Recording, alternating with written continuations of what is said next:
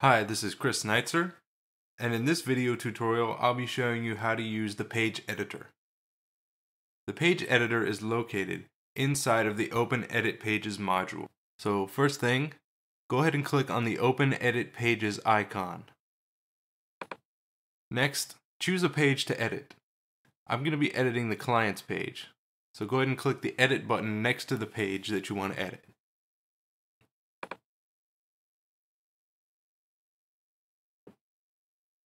This is the page editor. The page editor works on an easy-to-use drag and drop system. The grid area corresponds to the content area on your page. This grid works to keep all of your content organized and neat.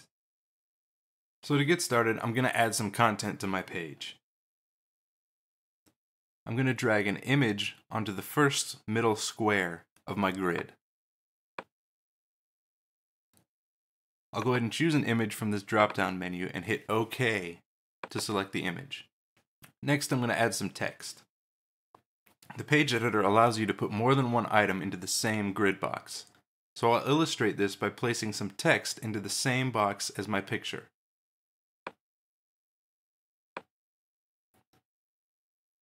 This is the text editor. I'm not going to go into any detail about how to use the text editor in this video.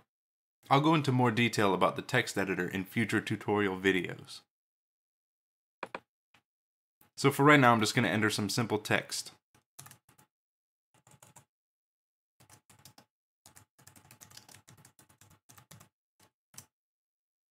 And click Update to add the text to my page. If you want to go back and edit your text, simply click on the text editor box so that you can edit your text. There we go. And finally, I'm going to drop an MP3 plugin directly onto my page as well.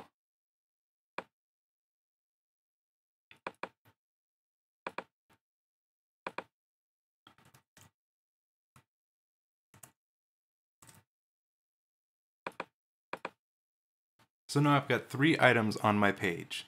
You'll notice that I skipped a box when I put the MP3 plugin on the page. When this page is displayed, this space that I've left between the text and the MP3 plugin will not be displayed. The MP3 plugin will be pushed up just under the text, as you'll see in just a second. So I'll go ahead and click Preview Page. Before you can preview a page, you have to save the changes that you've made to the page. So go ahead and click OK to save your changes.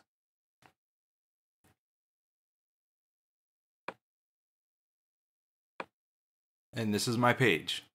You can see my picture here, the text that I put, and my little MP3 plugin right below it.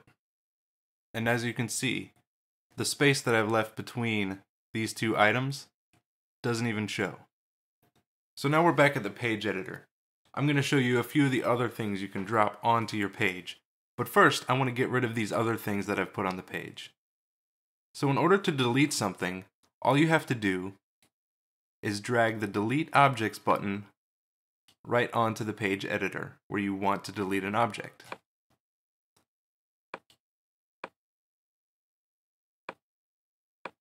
And just like that, we're right back where we started. Now, forms, blogs, calendars, and photo albums. The reason for this is that these items tend to take up a lot of space on the main display. So if you have too many things to the right and left of these items, they may not display correctly. So I'm going to go ahead and drop a form onto my page. When you drop the Forms button onto your page, this menu comes up to help you choose which form you want to display on the page. I'm just going to put a basic contact form on the page. You also have the option to change the email address that this information will get delivered to from the form. And you can also have the information stored in a database table. I'm just going to leave everything exactly how it is, and go ahead and click Put Form on Page. As you can see, the form is now dropped onto the page here, and I can edit this form by clicking the Edit button. So let's go ahead and preview this page. Once again, we're going to be asked to save the changes so that we can view the page. Click OK.